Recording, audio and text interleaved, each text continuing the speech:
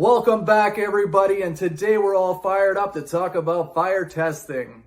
We got Pamela here that called in with this question. She said, why do some service providers charge 1 hour for fire testing while others charge 3 hours for fire testing? She asked what the difference was, and she also mentioned that she has a modern 25-floor building with 3 elevators in it. So I thought that was a really great question. Wanted to deliver the information to everybody on our social media.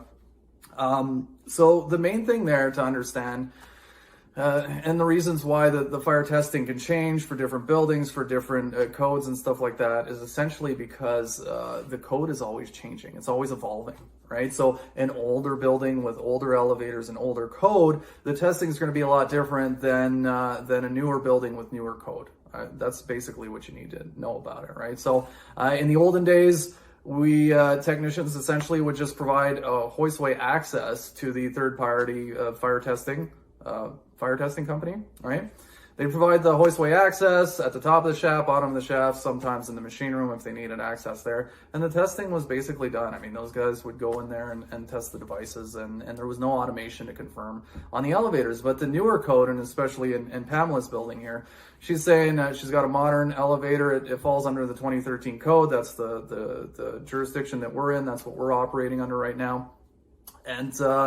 And so that she's got phase 1, she's got phase 2, she's got a lot more going on there than in those older buildings, right? So that's the difference between the 1 hours and the 3 hours, is the newer procedures. You have to confirm that automation. So the fire guy is going to set off the sensors in various locations in your building, and then you have to see that the elevator actually comes down to the main floor and sits there with the doors open like it's supposed to, or that it goes to an alternate floor and sits there with the doors open like it's supposed to, right? So and then there's another part of it too, is that the technician is supposed to check phase 1 and phase 2. That's the key switch in the lobby and the key switch in the elevator, and all of the buttons and all of the key switches in the elevator. There's a whole series of tests that has to be done there. So Pamela's concern was that, is the contractor that's charging me 3 hours charging too much? And the answer is no, absolutely not. They're to do 3 elevators like that, that's a reasonable amount of time.